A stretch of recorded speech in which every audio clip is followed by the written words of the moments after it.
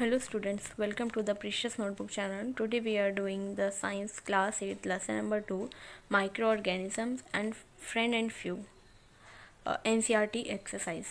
Last में हमने इसी चैप्टर की हमने एक्स्ट्रा क्वेश्चंस करे हुए हैं पार्ट 1 एंड पार्ट 2 में. अगर वीडियो नहीं देखी है तो जाकर देख लीजिए अगर आपको ज़रूरत है तो. So let's start the video. So exercise में सबसे पहले हमारा फर्स्ट क्वेश्चन है फिल इन द ब्लैंक्स. तो क्वेश्चन स्टार्ट करते हैं. Micro organisms can be seen with the help of dash. Micro organism हम कैसे देख सकते हैं, किसकी मदद से? माइक्रोस्कोप की मदद से हम देख सकते हैं. Blue green algae fix dash directly from air to enhance fertility of soil. जो ब्लू ग्रीन एल्गी होती है वो डायरेक्टली हवा में एयर में कैसे फिक्स करती है सॉइल को, किसकी मदद से? नाइट्रोजन की मदद से. Third is alcohol is produce with the help of dash. Alcohol कहाँ किस चीज़ से प्रोड्यूस होती है, किसकी मदद से? यीस्ट की मदद से वो प्रोड्यूस होती है alcohol. Cholera is caused by dash. Cholera किसकी वजह से होता है? बैक्टीरिया की वजह से होता है. So the next question is tick the correct answer. इसमें हमें शायद 5 या 6 क्वेश्चन मिलेंगे.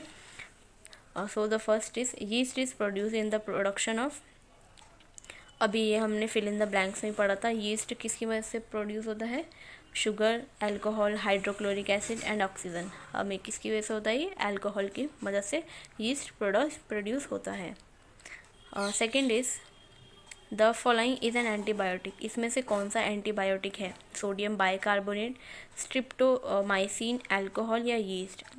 इसमें से कौन सा ऐसा है जो एंटीबायोटिक है, मतलब जिसे हमें खा के हम एंटीबायोटिक का वो काम करता है, मतलब किल करता है और स्टॉप करता है ग्रोथ को माइक्रो ऑर्गेनिज्म की, कि वो हमें बढ़े ना हमारी बॉडी के अंदर. तो एंटीबायोटिक इसमें है स्ट्रेप्टोमाइसिन. और next third is carrier of malaria causing protozoan is.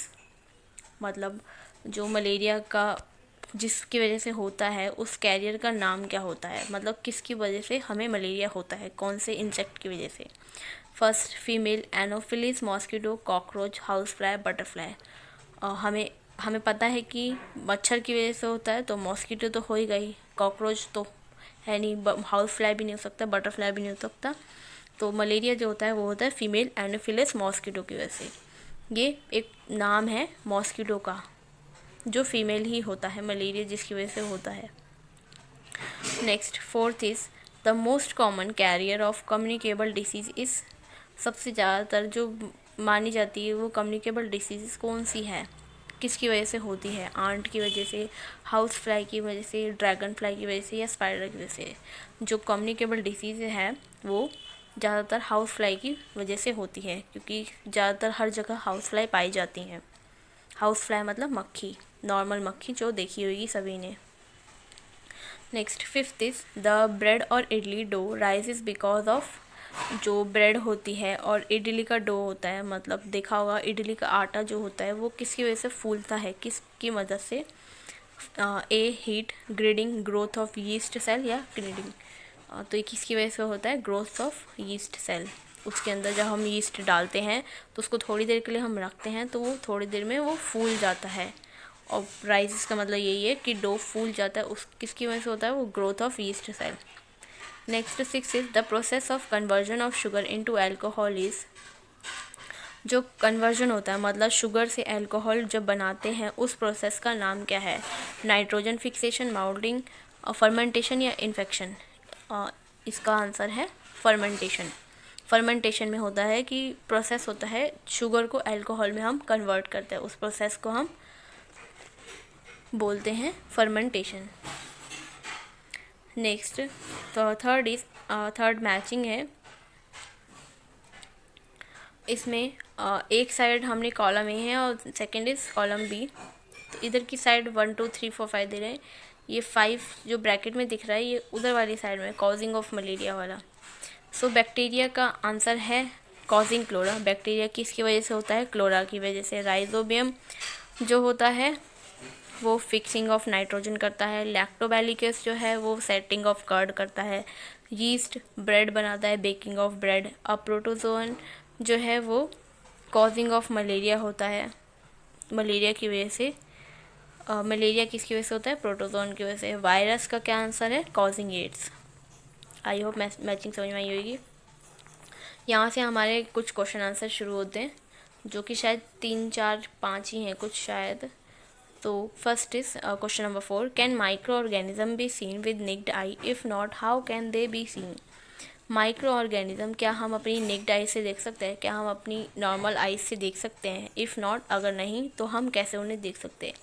No, we can not see micro organism with unaided eyes, मतलब हम अपनी नॉर्मल आइज से हम माइक्रो ऑर्गेनिज्म को नहीं देख सकते। They can be seen with the help of microscope. वो किसकी वजह से देख सकते हैं? हम उन्हें माइक्रोस्कोप की मदद से हम माइक्रो ऑर्गेनिजम्स को देख सकते हैं। आई होप समझ में आया होगा। Next question number 5, what are the major groups of micro organism? कुछ मेजर ग्रुप्स माइक्रो ऑर्गेनिज्म के नाम बताओ। The major group of micro organisms are bacteria, fungi, protozoa and some algae. ये 4 कुछ मेजर ग्रुप्स हैं माइक्रो ऑर्गेनिज्म के, bacteria, fungi, protozoa and some algae. 6 is name the micro organism which can fix atmospheric nitrogen in the soil. उस micro organisms का नाम बताओ जो atmospheric nitrogen fix करते हैं सॉइल के अंदर। They are rhizobium, azotobacter, blue green algae such as anabaena and nostoc etcetera. ये सब कुछ माइक्रो ऑर्गेनिज्म के नाम हैं जो कि एटमोस्फेरिक नाइट्रोजन में सॉइल में फिक्स करते हैं एटमोस्फेरिक नाइट्रोजन को। Next question number 7, write 10 lines on the usefulness of micro organism in our life. हमारी लाइफ के अंदर माइक्रो ऑर्गेनिज्म कैसे कैसे यूज़ करते हैं हम उनके लाइन बतानी है, 10 लाइनें बतानी है। The usefulness of micro organism is as follow. First is lactobacillus is a bacterium is useful in the formation of curd. Lactobacillus जो है बैक्टीरिया वो यूजफुल होता है हमें कर्ड बनाने में, दही बनाने में। Second, a microorganism like bacteria and yeast are also involved in the making of bread, cheese, etc. Microorganism जो बैक्टीरिया और यीस्ट हैं वो ब्रेड और चीज़ बनाने में काम आते हैं। Third is they are also used in cleaning up of the environment. Micro organism environment को साफ करने में भी काम आता है। Fourth, bacteria are also helpful in agriculture. They increase soil fertility by fixing nitrogen. Bacteria जो है वो एग्रीकल्चर में भी काफ़ी काम आता है। वो क्या करता है? इंक्रीज़ करता है सॉइल फर्टिलिटी को नाइट्रोजन के अंदर। Fifth is micro organism like yeast are used for the production of alcohol synthesis. Micro organism जो यीस्ट है वो प्रोडक्शन करने में, अल्कोहल बनाने में मदद करता है काफ़ी सालों से पहले से ही। Next 6 is they are use to make vaccine. Microorganism vaccine बनाने में भी काम करते हैं। They are use to make antibiotics बनाने में भी काम करते हैं। 8, micro organism are use to make manure. Micro organism जो होते हैं वो मैन्योर बनाने में भी काफ़ी काम करते हैं। Ninth, micro organism help in dumping by decomposing plant and animal waste. Micro organism जो होते हैं वो प्लांट और एनिमल वेस्ट को डिकम्पोज करने में, डंप करने में काफ़ी मदद करता है।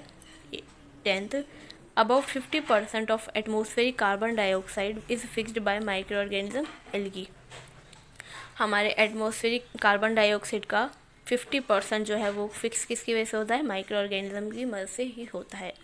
आई होप 10 लाइन समझ में आई होंगी कौन कौन सी हमारे एनवायरनमेंट में, हमें डेली लाइफ में क्या कहाँ पर हम माइक्रो ऑर्गेनिजम्स का यूज़ करते हैं।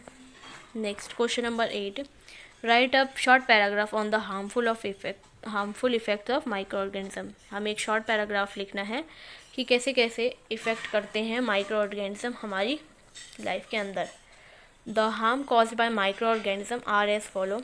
हमें इस क्वेश्चन में हमें शॉर्ट पैराग्राफ में बोला है, लेकिन हम अगर शॉर्ट पैराग्राफ में लिखेंगे तो वो बहुत ज़्यादा क्या बोलते हैं उसे, बहुत ज़्यादा घिचपिच हो जाएगी। तो इसलिए हम आंसर को हमेशा पॉइंट्स में लिखना ही अच्छा होता है, उससे जो सामने वाले के ऊपर इम्प्रेशन अच्छा पड़ता है। So the answer is the harms caused by micro organism are as follow. First, many communicable diseases such as cholera, common cold, chicken pox, tuberculosis are also caused by micro organism. कुछ communicable जो disease होती हैं जैसे कि cholera, common cold, chicken pox, tuberculosis etcetera, ये किसकी वजह से होती है? माइक्रो ऑर्गेनिजम्स की मदद से होती हैं। Malaria is caused by micro organism called Plasmodium carried by female Anopheles mosquito. Malaria जो माइक्रो ऑर्गेनिज्म किसकी वजह से होता है, प्लाज्मोडियम की वजह से, जो कौन सा इंसेक्ट करता है, कौन सा मॉस्किटो करता है, फीमेल एनोफिलिस मॉस्किटो करता है। Third, female aedes mosquito act as carrier of dengue virus, जो फीमेल एडीज मॉस्किटो होता है वो डेंगू वायरस को फैलाता है। Fourth, anthrax are dangerous human and cattle diseases caused by bacterium called bacillus anthracis, जो एंथ्रेक्स बीमारी है, डिसीज़ है, वो ह्यूमन और कैटल डिसीज़ के होती है बैक्टीरियम की वजह से। Fifth is food poisoning is also caused by micro organism, they make food poisoning by producing toxic substance in the food, जो फूड पॉइजनिंग होती है वो भी माइक्रो ऑर्गेनिजम्स की वजह से होती है। जब हमें फूड ख़राब हो जाता है, उसमें टॉक्सिक कुछ ऐड हो जाते हैं सब्सटेंस, तब हमें फूड पॉइजनिंग का शिकार होना पड़ता है।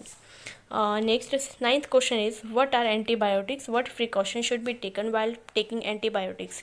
एंटीबायोटिक्स क्या होता है और प्रिकॉशंस क्या होते हैं जब हमें एंटीबायोटिक्स लेते हैं। So the answer is the medicine that kill or stop the growth of the disease causing microorganism are called antibiotics. वो मेडिसिन जो रोकती हैं या ख़त्म कर देती हैं डिसीज़ को माइक्रो ऑर्गेनिज्म से जो होती है, उनको हम एंटीबायोटिक्स कहते हैं। Streptomycin, tetracycline, erythromycin etcetera are some of the commonly known antibiotics which are made from fungi and bacteria. ये 3 ऐसी कॉमनली नोन एंटीबायोटिक्स हैं जो कि बनती हैं फंगी और बैक्टीरिया से। The precaution should to be taken while taking antibiotics are as follow. हमें कौन कौन सी प्रिकॉशंस का ध्यान रखना चाहिए, हम इसके बारे में बताते हैं। 3 हैं। First, these medicine should be taken only on the advice of a qualified doctor. Medicine तभी लेनी चाहिए जब कोई क्वालिफाइड डॉक्टर आपको एडवाइस करता है। Second, one must complete the course prescribed by the doctor. पूरा एक कोर्स ख़त्म करना चाहिए जब तक डॉक्टर बताता है कि 3 दिन का है या 6 दिन का है, तो तब तक हमें वो मेडिसिन लेनी चाहिए। Third, if anybody takes antibiotics when not needed his her body में develop resistance against that antibiotic.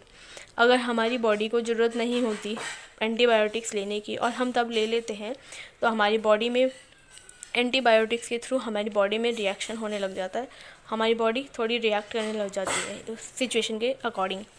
So if the video helpful in any way then like this video and subscribe to my channel। अगर video आपको helpful लगी है तो video को like करें और subscribe करें मेरे चैनल को। Thank you.